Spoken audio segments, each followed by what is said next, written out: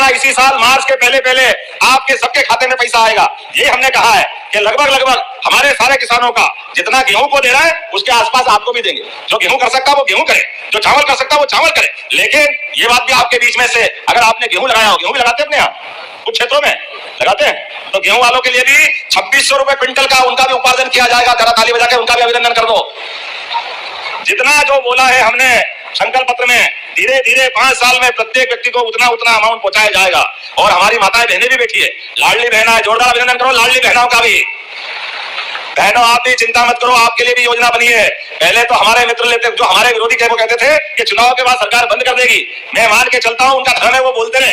लेकिन हमने कहा था कि ये हमारी जबान है, यशस्वी प्रधानमंत्री के नेतृत्व में जो योजना चालू हो गई, एक भी योजना बंद नहीं होगी। एक भी योजना, प्रत्येक योजना का पैसा दिया जाएगा।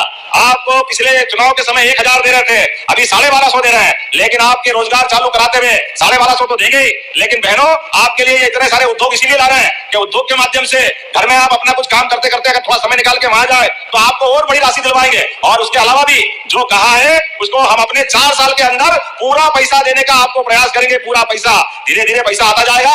अरे राम जी की चिड़िया, राम जी का खेत, जो हमारी चिड़िया भर भर पे, आपके लिए तो सब कुछ है। हमारी तो संस्कृति माता बहनों की पूजा करने की है, मैं मान के चलता हूं। और इसलिए क्या किसान, क्या युवा, क्या गरीब, क्या महिला भाई बहन, आप सबकी बेहतरी के लिए सरकार काम कर रही है। आज के एक बात और बोल देता हूं, कलेक्टर साहब ध्यान रखना, जिनको प्रधानमंत्री आवास शहरी क्षेत्र में मिलने से रह गए और जिनको ग्रामीण क्षेत्र में मिलने से रह गए, इनका भी सर्वे फिर कराने वाले हैं। ताली वाली बजाओ अपने प्रधानमंत्री के माध्यम से।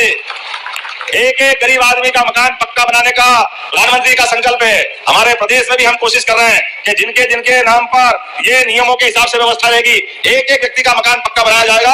आने वाले होली के पावन पर्व की भी आपको शुभकामना देता हूं। बहुत बहुत धन्यवाद। भारत माता के में पानी मिल जाए तो फसल सोने की हो जाती है, इस बात में कोई शक नहीं।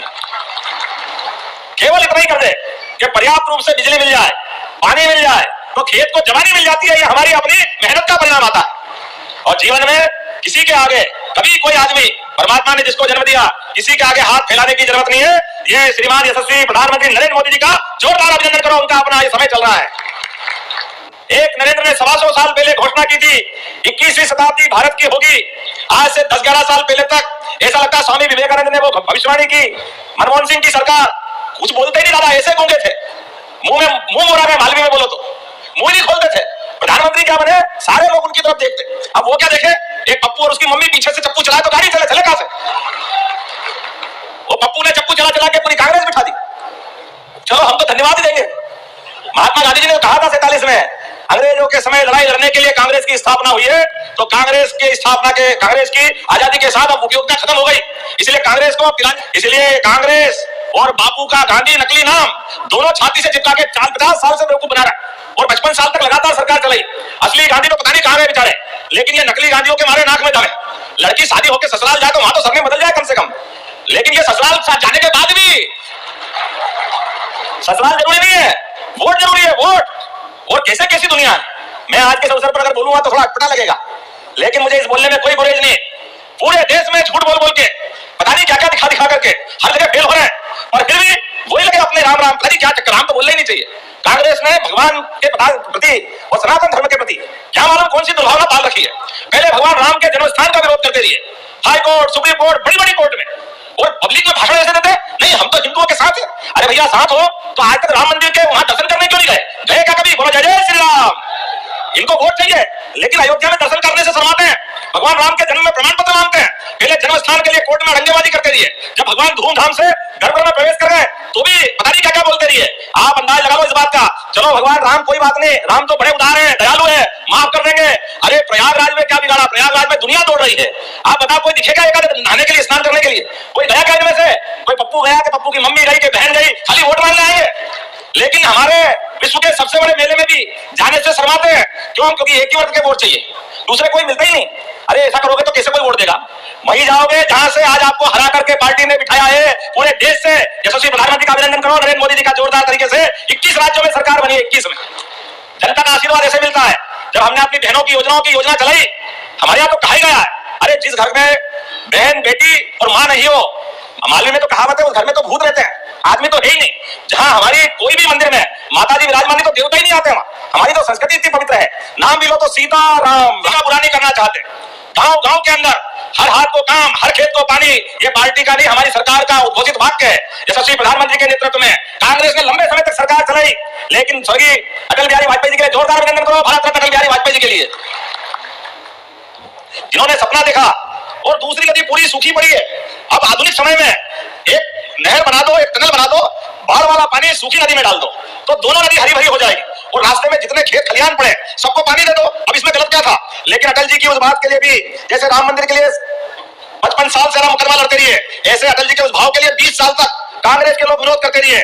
मुझे तो दुख होता है जिस दिन स्वर्गीय अटल बिहारी वाजपेयी जी की आत्मा दुखाई, मुझे लगा इनके ताबूत में आखिरी कील गड़ गई, क्योंकि ये सबका बुरा करना चाहते हैं, कभी भलाई नहीं करते हैं। इसलिए जब यशस्वी प्रधानमंत्री अभी आए बुंदेलखंड की धरती पर केन बेतवा नदी के माध्यम से, मुझे इस बात की प्रसन्नता है, माननीय मोदी ने 1 लाख करोड़ रुपए दिए, 1 लाख करोड़, जोरदार अभिनंदन करें मोदी जी का।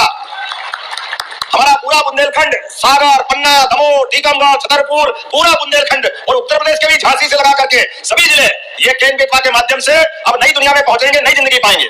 लेकिन जिस दिन भूमि पूजन करने आए तब भी पप्पू के कहने पर कांग्रेस के नेता अपनी आदत से बाज नहीं आए।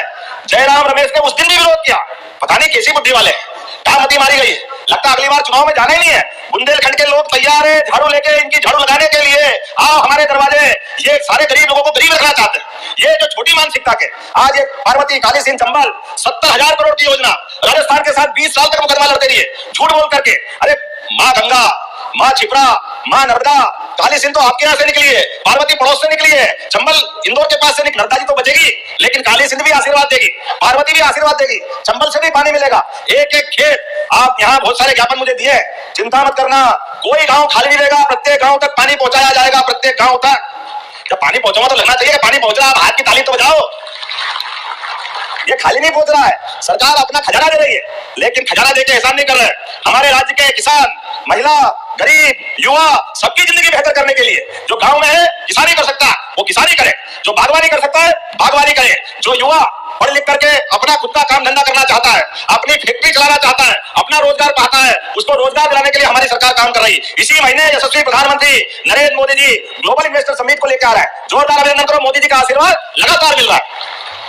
एक एक व्यक्ति, गरीब से गरीब आदमी की जिंदगी में बेहतरी लाने के लिए हमारी सरकार 24 घंटे लगी हुई है। किसी को भी कोई जरूरत है, सरकार उसके साथ खड़ी है। सरकार बाल बराबर भी उसका साथ छोड़ने को तैयार नहीं है, क्योंकि उसका नहीं, देश को आगे बढ़ाना, देश के साथ दुनिया में भारत का मान सम्मान बढ़ाना है, मध्य प्रदेश को 1 नंबर का राज्य बनाना। इस संकल्प को लेकर मध्य प्रदेश की सरकार में हम आगे बढ़ रहे हैं। जब आज लाडली बहनों के लिए पैसे देने आए हैं, तो यहाँ पर भी एक हितग्राहियों के खाते में कोई हमारी बहन बेटी अपने कल्याणी होगी, कोई बुजुर्ग होगा, कोई किसी कारण से दिव्यांग होगा, ऐसे सभी लोगों को आज 3